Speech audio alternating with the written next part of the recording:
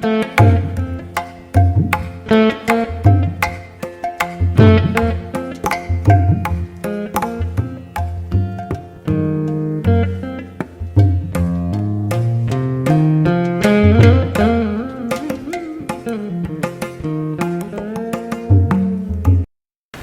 98 de la Bande FM, bonsoir à toutes, bonsoir à tous. Martine Le Gosse, L-E, plus loin C-O-Z, dans cette au-delà du miroir, elle est romancière, prix Renaudot pour Céleste, aux éditions du Rocher. Elle est engagée auprès des artistes du nord de l'Inde, auxquels elle a consacré plusieurs ouvrages, et elle vient de réaliser un jeu de cartes qui s'appelle l'Oracle des 7 services, chez Massot, aux éditions Très Daniel. On l'accueille pour un livre aussi chez Massot Éditions, Le Roi de la Montagne, l'épopée du roi Salèche. Bonsoir Martine Le Gosse. Bonsoir.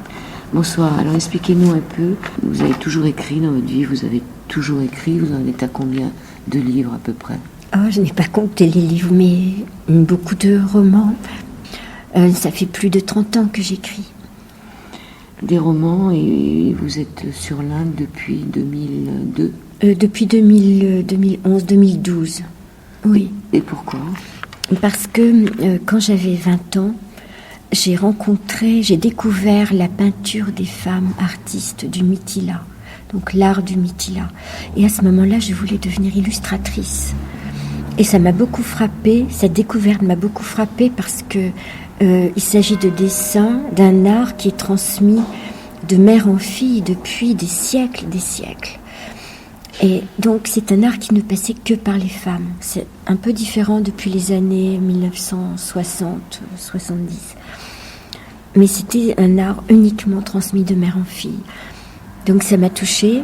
J'ai pensé à ces femmes au bout du monde, enfin très loin en tout cas, qui vivaient comme moi, toujours pas exactement le crayon, pas exactement le pinceau à la main. Mais ça m'a beaucoup frappée, mais je ne me sentais pas capable d'aller en Inde. Je ne m'en suis pas sentie capable pendant très très longtemps. J'ai été longtemps une étudiante de la Bible, donc pas du tout tournée vers vers l'orientalisme. Oui, pas du tout l'hindouisme.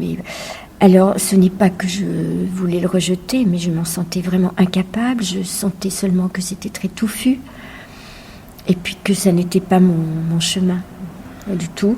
Donc, ça a pris très longtemps, très longtemps. Et puis, vous voyez, dans les années 2010, je me suis rapprochée de l'Inde déjà en esprit, par les lectures, par les... Qu'est-ce que vous avez lu? Il se trouve que j'ai organisé des conférences, suivi de dîners-débats, et que l'un des conférenciers était l'indianiste André Padoue. André Padoue est un érudit. Il est mort maintenant il y a un peu plus d'un an et demi, et spécialiste du tantrisme. C'est une voie très difficile, très secrète. Très controversée aussi. Oh, oui, mais parce qu'on ne connaît pas. Donc, si vous voulez, je pense que ça fait beaucoup de bruit parce que... Alors, expliquez-nous ce que c'est que le tantrisme en dehors des rapports amoureux. Ah oui, non, là, vraiment, ce serait ridicule de réduire à quelque chose comme ça. Non, au fond de cette voie, vous trouvez énergie, conscience. Ensuite, que la sexualité joue un rôle, oui, en effet, puisqu'il y a une énergie qui est énorme, mais vous voyez, je serais incapable de vous résumer comme ça le tantrisme. Non, pas du tout capable. Mais disons que j'ai beaucoup estimé André Padoue, beaucoup. Je suis très pleine de gratitude envers lui parce que il savait que j'ignorais tout de l'Inde et de la pensée indienne, mais que j'étais désireuse d'apprendre. Et donc, je venais le voir souvent à Paris. Il me donnait parfois des livres. Et puis, quand j'ai commencé à aller en Inde, je suis revenue le voir. Je lui rapportais des peintures qui venaient de là-bas, du Mithila. Alors, vous êtes artiste peintre aussi. Vous peignez sous quel support? Oh, c'est généralement sur de l'huile. Vous faites de l'huile? Non, plutôt pas tellement. Non. Autrefois, j'en ai fait un peu, mais non, vraiment pas du tout. C'est plutôt sur le papier, mais ça peut être sur du bois aussi maintenant. Enfin, je suis pas très difficile, mais ça a été beaucoup sur du papier. Avec des crayons, avec quoi? Oui, crayon, et puis encre. J'aime beaucoup l'encre. Et gouache aussi. Et puis ça dépend de ce qu'on veut faire. Donc vous rencontrez ce monsieur Padoue. Oui, André Padoue. Et là, le premier livre que vous avez lu, vous vous souvenez? De monsieur Padoue? Oui, ou sur l'Inde. Vous avez lu le Mahabharata. Oui, ben je l'ai surtout, enfin pas lu comme ça d'une traite. Hein, c'est étudié des petits morceaux. J'ai étudié, mais comme j'ai pu, avec mes limites, des textes que M. Padoue m'a fait découvrir. Il a lui-même écrit un livre qui s'appelle Comprendre le tantrisme, qu'on trouve chez Albin en Spiritualité vivante. C'est comme ça, je l'avais invité pour parler de ce livre-là. De là, il m'a fait découvrir une femme qui s'appelle Liliane Silburn, qui est décédée maintenant, elle aussi. Mais tout ça est très difficile, vous savez, à comprendre. Donc je ne saisissais qu'un tout petit peu, mais le peu que je pouvais saisir, je me suis dit, mais je ne veux pas lâcher ce fil-là.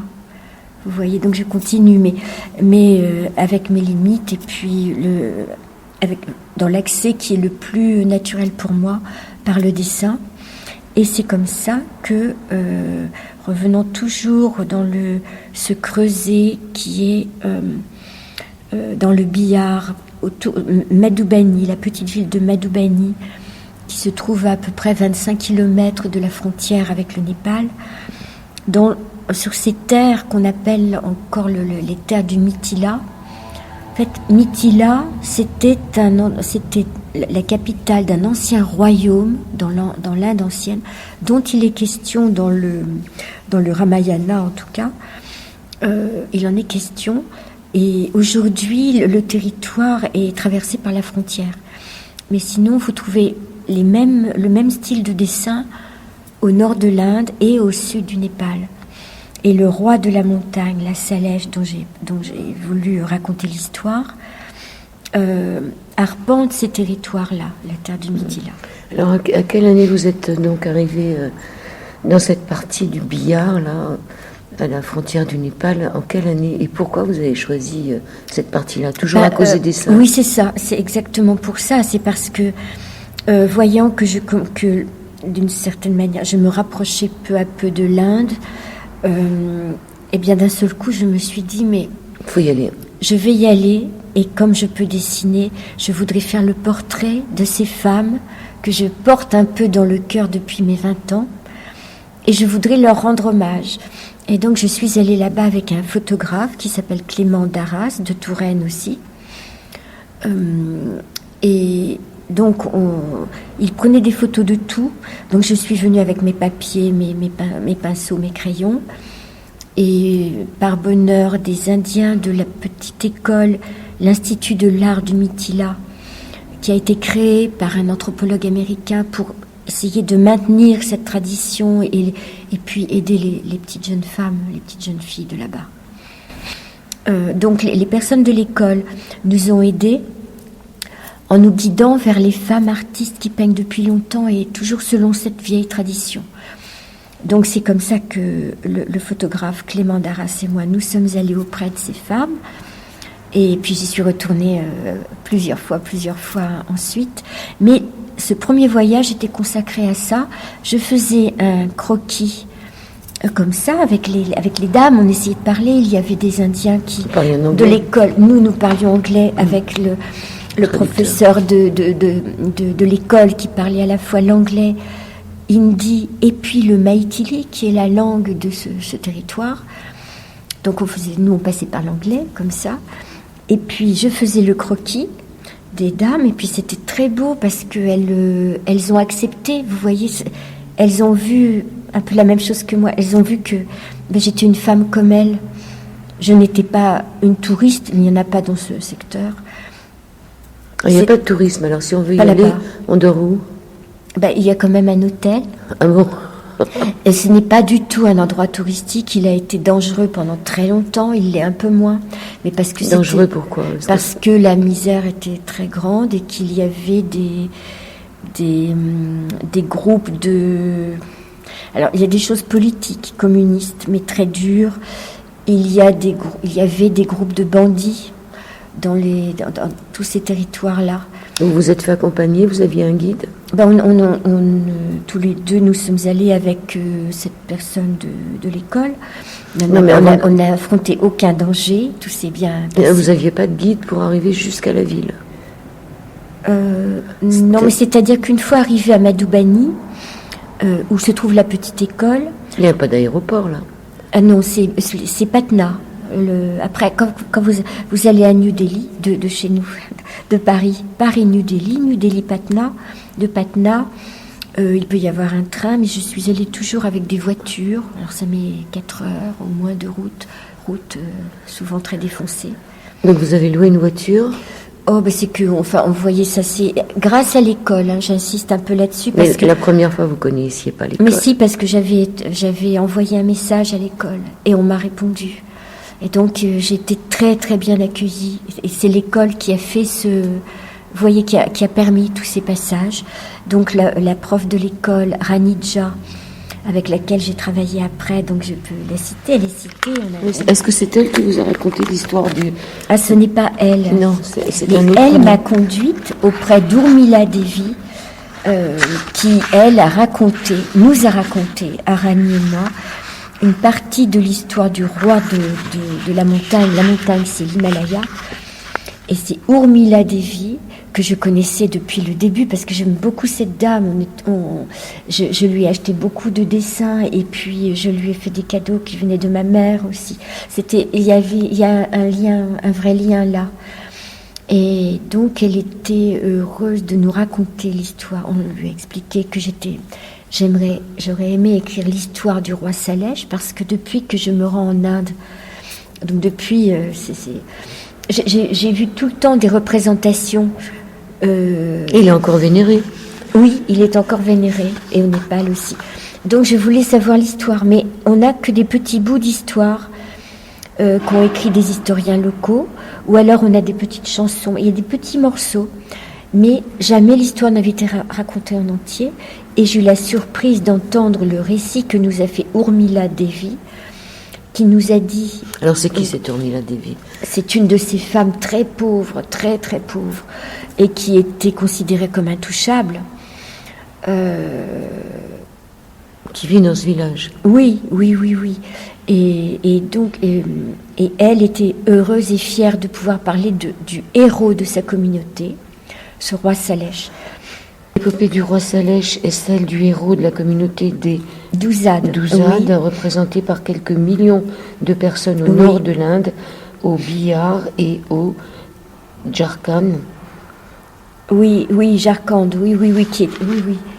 Donc c'est le nord-nord-est de l'Inde, oui, et puis même dans la diaspora. Oui, parce que ça va jusqu'à Delhi, au Bengale aussi occidental, oui. Dans l'Orissa et au Népal. Oui. Donc il existe aussi une diaspora du Tchad, à Maurice, en Guyane, et au Suriname. Naguère, ils étaient considérés comme hors caste ou intouchables, oui. Aujourd'hui comme Dalits. Oui, parce que ce mot d'intouchable, on ne le prononce plus maintenant. À l'époque de Gandhi avait essayé de leur trouver un nom, il les a appelés les enfants de Dieu, mais ensuite certains ont trouvé que ça n'allait pas. Bon. Alors, aujourd'hui, ceux qu'on appelait les intouchables, hors caste, donc qui sont les parias de l'Inde, considérés comme impurs, aujourd'hui, un grand nombre d'entre eux se reconnaissent comme des Dalits. Dalit veut dire opprimés. Mais tous ne veulent pas se reconnaître sous cette appellation parce qu'il y a des courants politiques auxquels ils n'adhèrent pas forcément. Donc ce Salèche, il viendrait... Non, il ne vient pas de cette caste-là, c'est tout. Alors lui, justement, il était fils de roi, donc c'est un prince. Vous savez qu'il y a 4 grandes classes dans la société indienne, comme le monde brahmanique l'a défini. La première et la plus noble des classes, ce sont les brahmanes qui sont proches du sacré, qui vivent en lien avec le sacré. Ensuite, caste de notre Salèche, c'est la classe sociale des rois et des chevaliers, des guerriers, des rois, des chevaliers. Ensuite, vous avez les Vaishyas, qui sont plutôt les commerçants, et ensuite les soudras ou choudras, qui sont les serviteurs. Et les paysans, ils sont où? Ah, ben écoutez, ça n'est pas très... Ils ont beaucoup trait à la terre. Donc la terre, alors là, vous savez, il y a beaucoup d'études qu'il faudrait faire, mais la terre renferme les mensonges. Donc, bon, il y a un homme qui est magnifique, qui écrit des livres extrêmement intéressants, Charles Malamoud, qui vous explique que la terre est aussi l'endroit où on enterre les mensonges. Les morts aussi. C'est-à-dire que c'est l'incinération, vous savez. Ils n'enterrent pas, mais c'est le fait que la parole est renfoncée dans la terre, la parole des mensonges. Bon, les maçons étaient considérés comme hors caste. Tous les gens du bâtiment. Et surtout, mais la première idée à retenir, c'est cette question d'impureté. Et la première impureté est relative à la mort. Vous pouvez nous expliquer mieux? Tous les métiers qui concernent la mort, même le traitement des corps morts, vous voyez, pour édifier le bûcher. Oui, ou ceux qui tuent les animaux. Voilà, la mort, voilà, tous ceux qui tuent les animaux, oui. Et les médecins, ils sont mis où? Là, je dois dire, je ne sais pas, mais pas comme ça. Mais les nourrices, nourrices, sage-femme. Urmila Devi est une sage-femme. Les sages-femmes sont des impures. Pourquoi? Parce qu'elles mettent au monde la vie. Justement, c'est terrible, vous voyez. Enfin, c'est pour ça que j'essaie de... Moi, je ne fais pas une étude comme ça. Vous avez vu, c'est un texte à teneur plus spirituelle. Je ne suis pas capable de vous décortiquer toutes ces castes comme il faudrait le faire. Mais j'espère sincèrement que les choses vont se dépasser. Avec Gandhi, il y a eu déjà un réel progrès, parce que Gandhi, qui n'était pas un brahmane, qui était dans la catégorie des notables, il n'était pas du tout dans non, il était de la 3e classe seulement, mais quand même, il y avait déjà des personnes de sa famille qui avaient fait de la politique. Et il avait pu devenir avocat, donc il a suivi des études.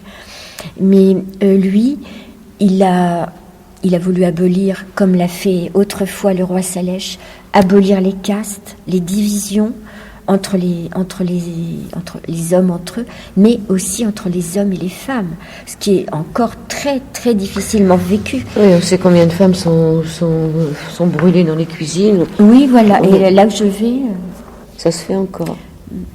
Ça peut bien se faire, mais ça peut arriver aussi à Delhi, vous savez. Les accidents de cuisine, ils appellent ça. Oui, les accidents de cuisine. Oui, c'est terrible ça. Donc on a un peu vu ça avec Rani Jha dans un livre précédent. On a mené une enquête toutes les deux auprès des femmes qui dessinent, les artistes, mais pour voir comment l'art du Mithila avait pu les sortir un peu de leurs difficultés, c'est-à-dire leur donner un peu d'autonomie financière. Alors l'art du Mithila, c'est un art qui se fait de femme en femme. Oui, pas les hommes, c'est que les femmes. Alors c'était jusque dans les années, milieu du XXe siècle, ce n'était que les femmes et c'était un art. Et pourquoi ça a changé? Il y a eu un grand changement, tout a été balayé un peu. L'art du Mithila a été découvert par un Britannique dans les années 1930, parce qu'il y a eu un tremblement de terre terrible. Tout était écroulé dans cette région du Bihar. Et lui, ce fonctionnaire britannique, devait aller constater les dégâts, répertorier les choses et tout. Et il a découvert qu'il y avait des morceaux de maisons entiers qui étaient peints. C'est comme ça qu'il a connu l'art du Mithila, parce qu'à l'origine, il était peint sur les murs des maisons, pas sur papier, mais sur les murs des maisons. Et puis, à l'intérieur, et c'était de la sphère de rituels sacrés à l'intérieur des maisons. Et alors, il a pris quelques photos. Bon, ensuite, l'histoire a changé tout ça. Et on arrive dans les années 60, où il y a eu, alors là, ce n'était pas un tremblement de terre, mais il y a eu des catastrophes naturelles, par moments des inondations terribles. Ensuite, c'était la sécheresse terrible. Enfin, les gens étaient toujours affamés. C'était toujours terrible. Et sous la direction d'Indira Gandhi, il y avait une femme qui s'appelait Poupoule Jakata. Attends, j'ai peur de mal prononcer son nom, je me souviens plus. Et cette femme était d'ailleurs une proche de Krishnamurti. Et en fait, cette Poupoule Jayakar, voilà, a eu l'idée, elle savait qu'il y avait des dessins, il y avait des petits coins aussi malheureux là-bas dans le nord-est, où les femmes dessinaient. Et elle s'est dit, mais peut-être que ces femmes vont accepter de transposer sur du papier ce qu'elles font sur les murs de leur maison, non pas abandonner leur tradition, mais en transposer un peu sur du papier. Et nous, on pourrait essayer de les vendre à Delhi. Ça leur ferait un peu d'argent pour sauver leur famille. Et ça a commencé comme ça. Donc vous voyez, ça a été... les choses ont été bousculées. On est sorti de l'ère sacrée pour entrer dans le monde marchand. Donc vous voyez, l'art a commencé sans doute à être un peu dévoyé, plus ou moins dévoyé. Maintenant, on peut dire aussi que si les femmes ont fait ça, ont accepté de transposer sur le papier pour vendre leurs dessins, c'était pour sauver des vies. Et c'est ce qui s'est produit. Peut-être qu'elle n'aurait jamais osé commencer si une brahmane, et ensuite 2 ou 3, 4, quelques brahmanes, s'était dit, nous, on s'en sort à peu près. Mais les pauvres, les petites villageoises, les petites paysannes, elles ne peuvent pas survivre avec leur famille. Donc, quelques brahmanes larges d'esprit, des femmes, ont accepté de faire le pas. Et une très connue est Sita Devi, en particulier, mais il y en a eu d'autres brahmanes. Parce qu'elles ont bien voulu, tout le monde s'y est mis. Alors, on fournit des papiers. Alors, c'est que du gouvernement, le bureau de l'artisanat avec Poupoule Jayakar, cette Poupoule a envoyé un artiste de Bombay qui était très connu à ce moment-là voir les femmes artistes là-bas sur les terres du Mithila avec des papiers, tout ce qu'il fallait pour dessiner, pour peindre et tout. Et il est allé rendre visite aux familles et partout où on peignait beaucoup. Et, oui, parce que c'est quand même un peu restrictif. Quand on peint sur les murs, on a toute la surface. Quand on peint sur une feuille, on est limité. Et oui, bien sûr, mais le plus gros passage pour elle était de montrer ce qu'elle faisait. Alors, c'est vraiment toute une démarche différente, parce que tant qu'elle peignait sur les murs pendant des siècles, c'était un acte de dévotion. Oui, puis c'était pour elle. C'était pas tellement pour elle, oui, c'était pour la dévotion. C'est-à-dire que ça avait de valeur au moment où elle dessinait, elles étaient pour elle en contact avec le divin. Ensuite, le résultat ne leur importait pas du tout. C'est pas du tout l'état d'esprit de chez nous où on met les choses. C'était plutôt pour l'action, pour être en contact avec le divin. Donc là, la grosse difficulté était de montrer et puis de vendre. Enfin, vous voyez un peu le... Mais bon. Donc ça, c'était dans les années 60. Oui. Et peu à peu, des hommes ont vu que les femmes commençaient à gagner un tout petit peu d'argent et ils se sont mis. Ah oui, ça, c'est pas bien, ça.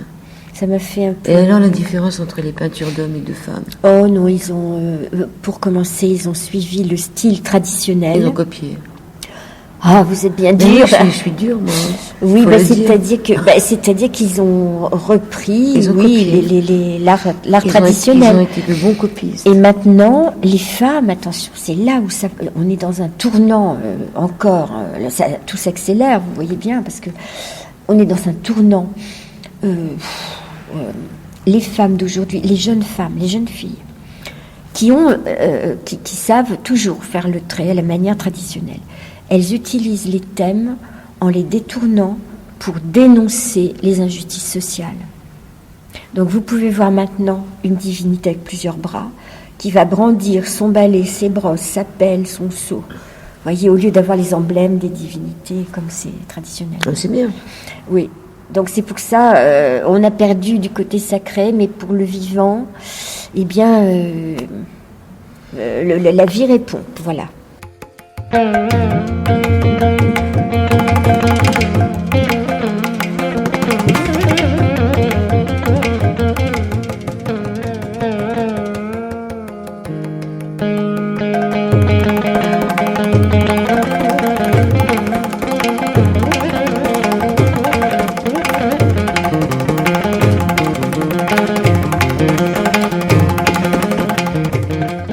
Deuxième partie de cette émission sur l'antenne d'IDFM avec Martine Lecosse. On parle d'un livre dont on n'a pas encore beaucoup abordé le sujet, qui s'appelle Le Roi de la Montagne, ou l'épopée du roi Salèche. Oui. Alors, cette épopée du roi Chalès, le roi de la montagne, essaye de franchir un pont, hein, on est d'accord. Il brandit pas ses balais et ses, Non, il brandit ses pas ses... serpillères, mais Non, quelque non, part, non. c'est la même chose. Alors, des ponts, il a fallu et il faut en franchir plusieurs. Il y a beaucoup d'éléments très symboliques dans ce texte. Donc c'est bien la transcription du récit qui m'a été fait par cette famille de Douzade, et puis d'après les textes des historiens, il y a beaucoup de ponts à franchir. La poésie permet d'en franchir quelques-uns, et le symbole du pont, bien sûr, est là, et il est au pied de la montagne.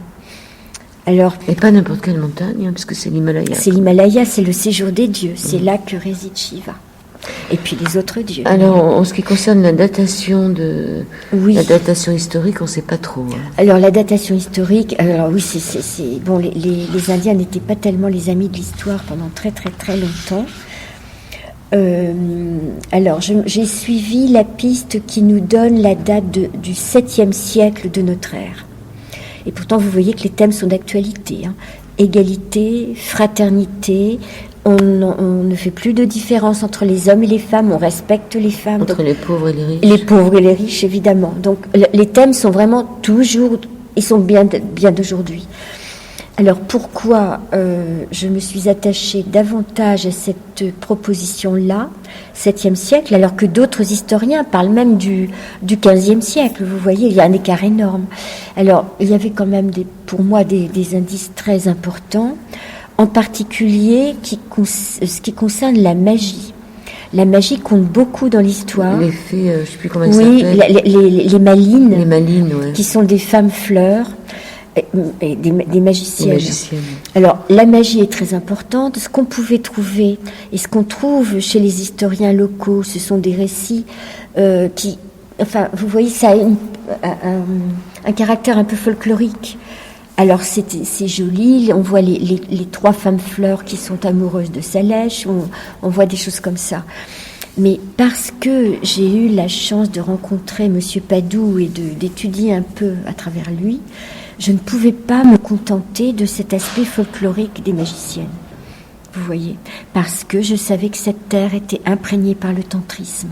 Or, au 7e siècle, le bouddhisme tantrique s'est développé, installé, implanté et ensuite développé beaucoup au Bihar. Donc il y a des raisons de penser que l'époque est bonne. Alors dans votre livre, on ne sent pas trop le tantrisme, hein, il n'est pas très abordé. Non, mais il y a de la magie. Ah, mais c'est-à-dire qu'il ne peut pas se présenter comme une philosophie ni une voie... que j'encouragerais, vous voyez, non, pas du tout. Mais elles sont là, c'est omniprésent.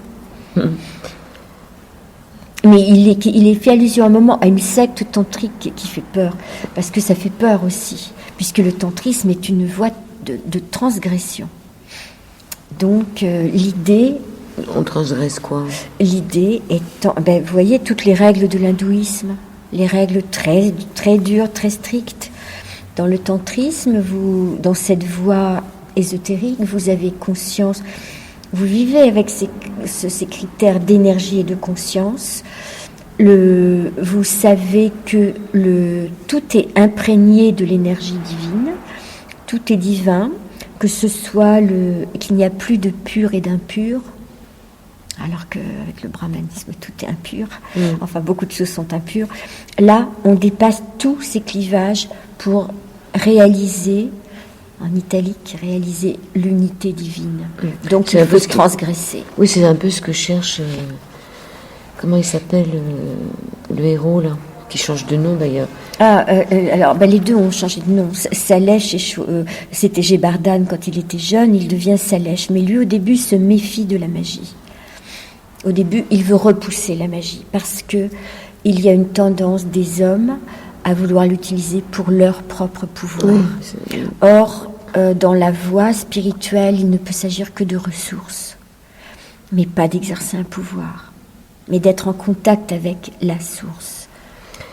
Alors, son respect du vivant le range parmi les sages indiens qui pratiquent la très ancienne Ahimsa. Ahimsa.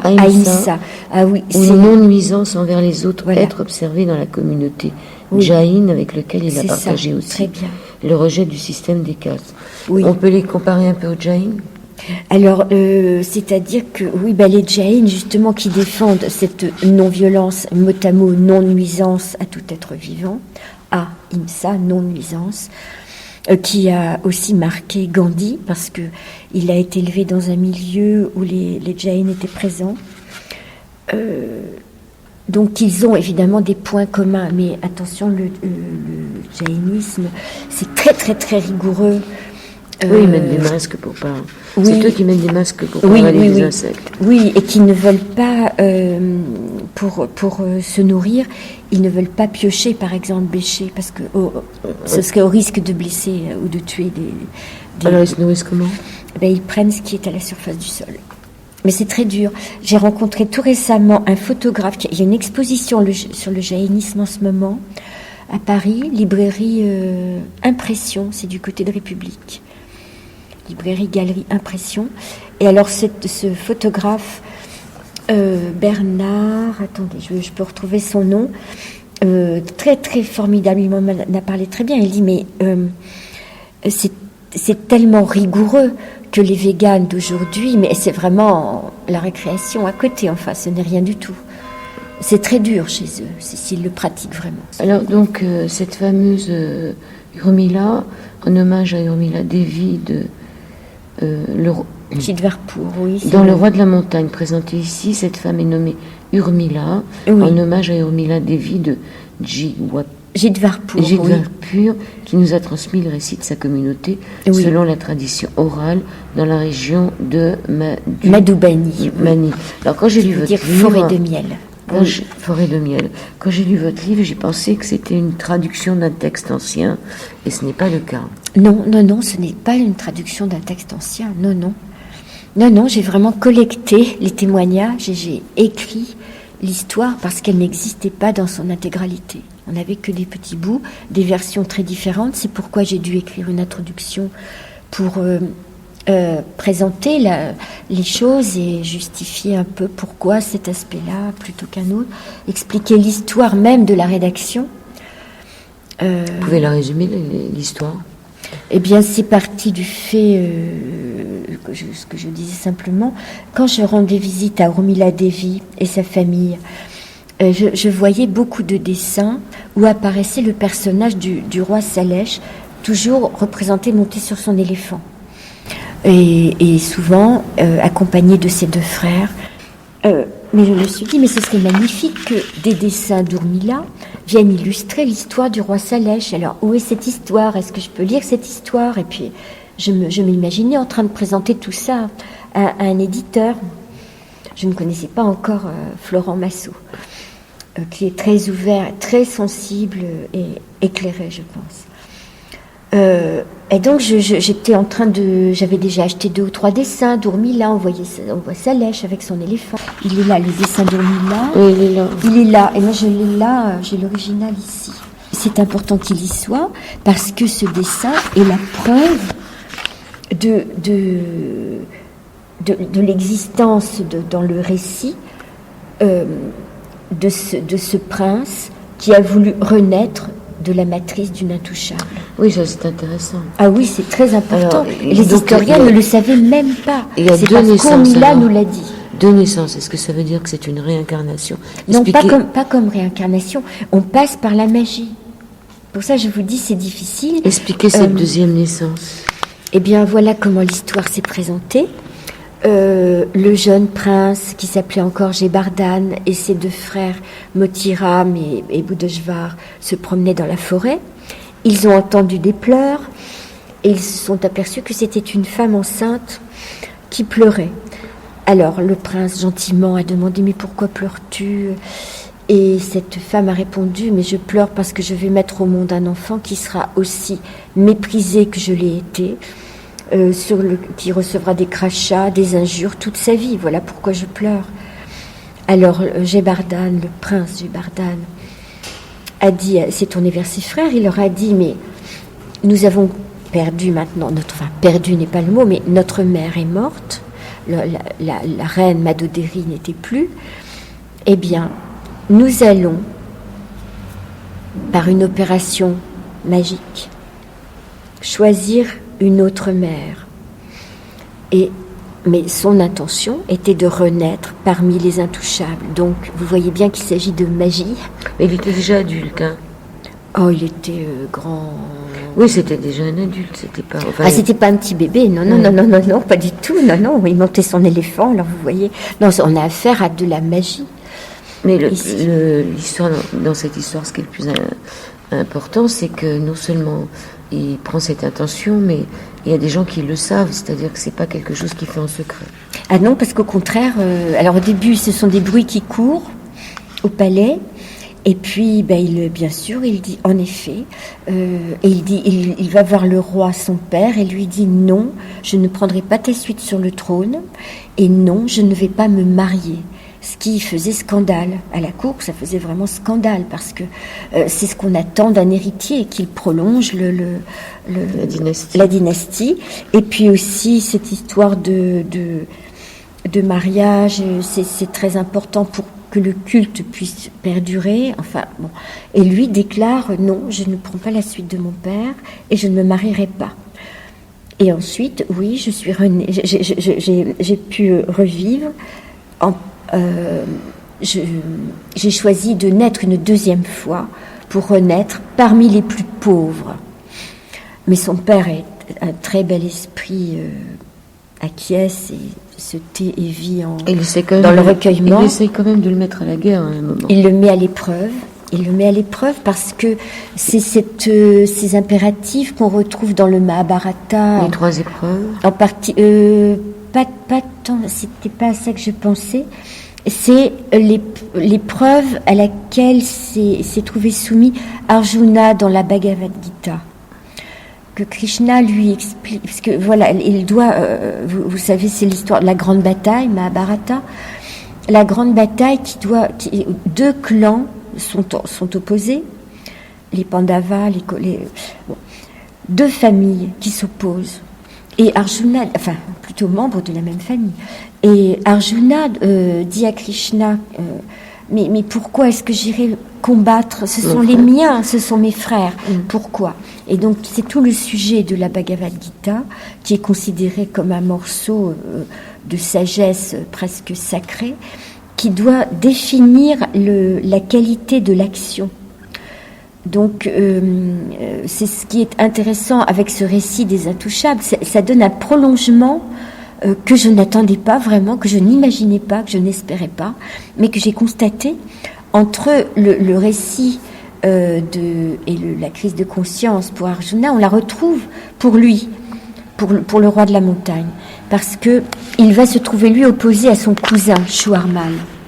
Or, ce que veut dire Krishna, la leçon indienne, c'est tu dois obéir, tu dois respecter l'ordre des classes sociales et des castes. Donc toi, Arjuna, ou toi, Salesh, Gebardhan Salesh, tu dois, par exemple, lutter contre les Chinois qui sont nos envahisseurs, ou les Tibétains qui nous envahissent. Tu dois lutter, tu dois mener la guerre. Or, lui était foncièrement pacifique. Donc, excusez-moi, je sens bien que je n'arrive pas à vous le dire clairement.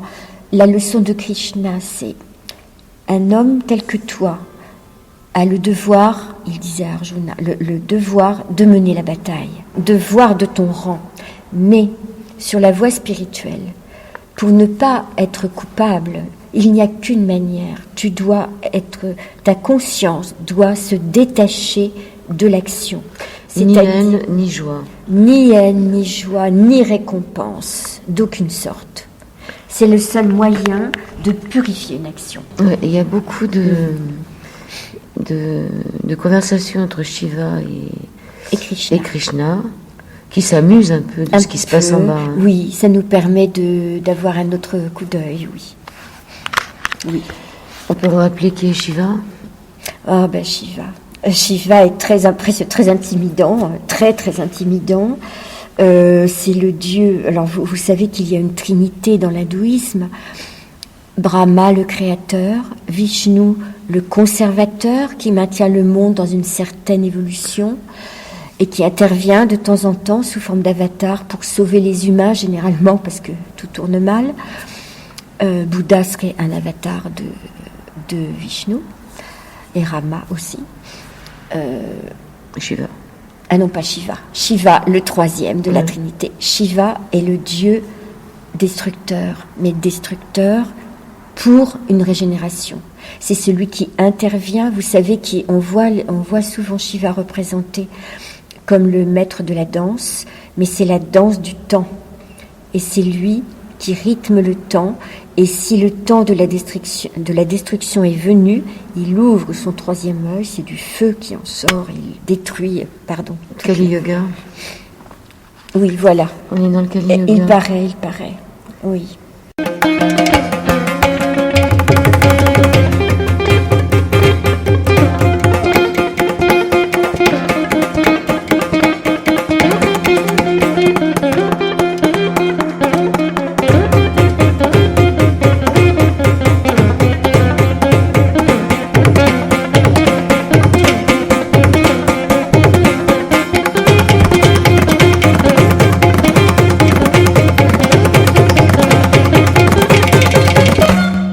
Alors, il y a de très belles phrases dans votre livre, donc je vais citer un tout début de phrase. Plusieurs royaumes se pressaient dans les plaines balayées par les souffles humides du Bengale. Les bêtes sauvages préféraient la mêlée moite des jungles, mais des serpents coulaient partout leur corps, couverts de miroirs pour former en sous-sol des messages indéchiffrables. Oui. C'est vrai que le serpent, si on regarde bien, c'est comme des petites facettes de miroirs. Oui. D'où est-ce que vous avez sorti ça? Ah, écoutez. Parce que tout votre livre, on a l'impression vraiment. Il y a beaucoup d'images. C'est parce que j'ai toujours dessiné. Je sais pas, je suis comme ça. Ah oui.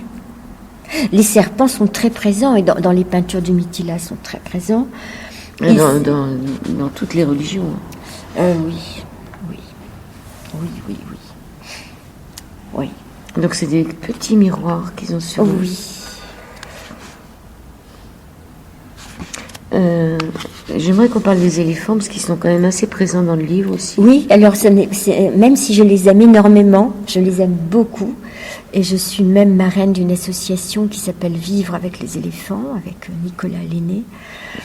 Mais même si je les aime beaucoup, ce n'est pas une fantaisie de ma part, puisqu'encore une fois, j'ai simplement transmis ce qu'on m'a confié. Les éléphants ont été vénérés en Inde et en Asie. Bon, je pense qu'ils le sont beaucoup moins. Mais on garde quand même un respect pour l'éléphant, qui est un animal. Un dieu, c'est Ganesh. Ah, Ganesh, c'est le fils de Shiva, Shiva et Parvati. Il a tête d'éléphant et corps d'enfant. Oui. Alors ça représente quoi l'éléphant, la sagesse? Alors il représente très exactement. Il a des attributs. La sagesse, mais plutôt la connaissance, et la connaissance écrite. Vous savez qu'il a une des défenses est cassée. Alors, une légende rapporte que Ganesh a cassé l'une de ses défenses pour rédiger le Veda, donc le savoir. Il l'a trempé dans il s'en est servi comme une plume. Voilà, c'est ça. Et puis, même de nos jours, alors je ne sais pas quand même si ça se pratique encore, mais enfin on me l'a dit il y a encore peu de temps, les étudiants, avant un examen, prient vite Ganesh. C'est celui qui protège nous, ceux qui écrivent, ceux qui écrivent. C'est la connaissance écrite, le savoir écrit. Et puis c'est la longévité. Ça vit longtemps, un éléphant. Ça vit longtemps. Mais je pense, c'est pas tellement ce qui est mis en... C'est la tortue qui est surtout... C'est l'éléphant, c'est la sagesse, et puis c'est un animal foncièrement pacifique. Il est végétarien, l'éléphant. Il n'attaque personne, lui. Alors, j'avais entendu une histoire qu'un bébé éléphant, un éléphanteau, on l'accroche à un pieu qui ne peut pas... Ah, c'est pour le dressage. Non, qui ne peut pas... Parce que ça, c'est dur. Hein. Non. On l'attache à un pieu pour pas qu'il se sauve, et donc il essaye de tirer comme il peut. Oui. Et ensuite, on peut l'attacher à n'importe quel, quand il grandit, on peut l'attacher à n'importe quel morceau de bois qui pourrait vraiment... Ah oui, qui pourrait enlever comme il ça. pourrait enlever, Oui. et il ne s'en va pas. Non, il parce s'en qu'il va a pas. été programmé à Parce rester... qu'ils sont très très intelligents, ça c'est vrai. Ben, Ils sont c'est pas très si intelligent que ça de ne pas essayer de se sauver quand on est attaché à quelque chose. Mais ils ne veulent pas forcément s'en aller. Alors, les éléphants, mais je crois qu'on n'en a pas fait le tour, comme bien des autres animaux et tous les êtres en général. Mais alors là, je m'appuie un peu sur Nicolas Lenné, qui les connaît mieux que moi, qui a vécu beaucoup plus avec eux. L'éléphant qui accepte de travailler avec les paysans, par exemple au Laos, où il mène une action au Laos, Nicolas Lenné, en ce moment. Et donc, il y a une sorte d'accord entre l'éléphant et le cornac, et son cornac. Alors, le cornac, c'est celui qui lui monte dessus. Oui, qu'on appelle Maou, là-bas, en Thaïlande ou en Inde, en Asie, on dit Maou. C'est le cornac. C'est quoi un macara? Oh, alors ça, c'est une bête qui n'existe pas pour nous, mais c'est dans leur mythologie. C'est le véhicule. Vous savez que les divinités indiennes sont toujours associées à un véhicule, on l'appelle comme ça, un animal. Le macara, c'est une espèce de crocodile, c'est un mélange de crocodile et d'éléphant, qui est la monture de la divinité du Gange, Ganga. Voilà le macara. Indra, c'est le dieu de la guerre, mais c'est aussi le père de la médecine. Indra, non. Un très vieux dieu, parce que on pense que Shiva viendrait qui est plus récent, tel qu'on le connaît, il est plus récent, mais il serait bien issu de Indra, le roi des dieux. Celui-ci est très vieux, dieu védique, alors, le roi de l'époque védique. Le roi des dieux, c'est-à-dire... Vous savez, c'est bien difficile. C'est difficile. Oh là là là là, oui. En tout cas, bon, pour moi. Donc, le but de Djébardan, c'est de délivrer les âmes de leurs conditions sordides. Oui, il y a une scène en particulier. Avec les 700 personnes. Oui, je pense à la scène. Il est en train lui-même de se tromper, de faire fausse route. Et il s'aperçoit qu'il est en train de devenir orgueilleux et de rêver d'un pouvoir personnel. À un moment, il se figure la montagne, qui est le but extérieur. Et soudain, il se dit, mais c'est affreux. Enfin, je me figure cette montagne, et moi, qu'est-ce qu'au sommet? Le roi de la montagne. Oui, mais c'est pas du tout, c'est affreux. Et il ouvre les yeux, il voit l'assemblée autour de lui, ce ne sont que des hommes qui, en plus, ont cherché à l'imiter. C'est-à-dire, ils ont cherché à se coiffer pareil, à tailler la moustache pareil. Il ouvre les yeux, mais il dit, mais c'est affreux. Mais est-ce que l'égalité veut dire qu'on doit être tous pareils? Mais non, pas du tout. Et puis, dans une sorte de colère, mais c'était le cri du cœur, mais où sont les femmes? Oui, et il demande donc aux femmes. Il demande qu'elles viennent. Oui. Il demande qu'elles viennent. Et ensuite, il essaie doucement de persuader ses compagnons que le sommet de la montagne serait peut-être, comme le Christ le disait, à chercher au fond du cœur. Alors là, c'est la déroute un peu, parce que, mais nous, tu nous fais marcher depuis longtemps, nous voilà, ici c'est la mousson, c'est difficile, et puis d'un seul coup, on s'arrête n'importe où, et puis... Oui, 700 disciples qui deviennent 70, donc 60 femmes. Tout ça, oui. C'est ça qui est étonnant dans votre livre. Et, mais après... La troupe, il y en a qui quittent, mais il y en a beaucoup plus qui viennent. Et il y en a plus qui viennent, parce qu'ils continuent de parler. Et les gens ne comprennent pas ce qu'il dit. Ils sont transportés par ce qu'il dit, mais ils ne comprennent pas assez bien. C'est pour ça qu'après, ils achoppent toujours. Est-ce que vous croyez que les lecteurs vont comprendre le message? Le message de fraternité, oui, je pense, oui. Et puis pour les femmes, pour abaisser les barrières sociales, oui, parce qu'il en est bien question. Et le livre se termine en apothéose, on vous dira pas, parce que sinon c'est pas la peine d'aller jusqu'au bout. Oui. Justement sur mais je fais juste une allusion pour mettre sur la piste. On oublie, je repense aux femmes, à la position des femmes. J'ai un tout petit peu parlé de Gandhi, il est très important. Vous savez qu'il a commencé son œuvre indienne, pas après l'Afrique du Sud, mais son œuvre indienne au Bihar. Et donc j'aime bien qu'il soit allé là. Il devait rester 2 jours, il est resté 9 mois. Il a continué d'être fidèle à cette région-là. Mais on ne pense pas souvent, on n'y pense pas comme ça, mais je vous ai dit, il a vraiment fait place aux femmes parce qu'avec lui, elles sont sorties de leur maison et on les voit dans les foules avec Gandhi. Elles sont là, les femmes, hein, elles ne sont pas reléguées ailleurs. C'est votre livre, hein, c'est votre livre. Oui, c'est un peu ça. Enfin, c'est un peu ça. Et vous savez, enfin, donc, Gandhi, pendant une année, a cédé sa place au Congrès à une femme. Pendant 1 an. C'était beau tout de même avant. Il est mort en 48. Hein. Il avait cédé pendant 1 an. Je crois qu'il était en prison pendant ce temps-là, lui. C'est une femme. Alors, elle n'était pas une sage-femme modeste comme Urmila. C'est une femme de lettres, écrivain, mais aussi très proche des milieux politiques. Mais il a cédé sa place pendant 1 an. C'est un peu important dans l'histoire des femmes en politique. Il n'y a pas beaucoup de choses. Encore, on peut se souvenir de cet épisode-là. Je pense que, je ne sais pas si l'Inde, ils ont le droit de voter. Ils n'ont pas eu le droit de vote avant nous. Ah, peut-être. Oui, là, j'avoue que je ne me souviens pas. Parce qu'en France, on a été particulièrement... nous, on était très lents.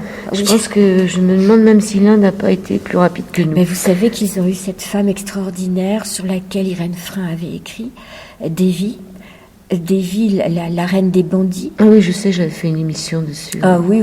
Assez exceptionnelle. Qui est devenue députée. Qui a été assassinée à la fin. Oui. J'avais fait toute une émission là-dessus. Le livre est indisponible. Il est parti comme des petits pains. Ah bon. Et il y a eu une bande dessinée aussi sur Devi, la reine des bandits. C'était pas son vrai nom au départ, je ne sais plus comment elle s'appelait. Non, mais vous savez que là où je vais, elle s'appelle un peu toute Devi aussi. Enfin, pas un peu toute, mais Doulari Devi, Urmila Devi, Shashikala Devi. Devi, parce que les femmes, quand elles se font appeler Devi, c'est qu'elles veulent se rattacher directement à la divinité, au lieu de prendre le nom de leur mari. Alors qu'elle, elle en avait bavé, elle avait été violée, elle était passée dans un tas de mains d'hommes, des bandits, quoi. Oui. Alors, Martine Lecosse, L-E, plus loin, C-O-Z, Le Roi de la Montagne, c'est publié, L'épopée du roi Salèche, c'est publié chez Massot Édition. Qu'est-ce que vous pourriez dire pour terminer l'émission? Eh bien, que je suis heureuse et reconnaissante pour toute cette confiance qui a permis l'écriture de ce livre, et qui permet de délivrer ce message universel. Qui est d'actualité. Oui. Vous pensez qu'il aura un gilet jaune, Salèche? Oh, lui, il avance tout nu. Vous savez comment disent les Indiens, à la fin, il est tout nu et il s'envole. Vêtu d'espace. Oui, et puis à la fin, il y a une décorporation, il disparaît. Oui. Et il cède sa place à une femme. Oui, mais ça, fallait pas le dire. Oh, je le couperai. Faites. Ou je le couperai pas. Pour ceux qui sont restés jusqu'à la fin de l'émission, voilà, c'est le cadeau final. Je vous remercie, Martine Lecosse. Merci beaucoup. Une phrase, une citation. Oh. Vous avez le temps. Hein. Une citation. Non, un mot. Ô merveille. Ô merveille. Oui. Au pluriel? Oh non. Au singulier? Oh, une merveille globale. OH? O avec un chapeau sur la tête. O avec un petit chapeau sur la tête. C'est pas loin du O. L'émerveillement est et là, je crois que c'est la voix de l'esprit. Ouais, c'est la voix du salut aussi. Je vous remercie, Martine Lecosse. Merci beaucoup. Merci beaucoup à vous.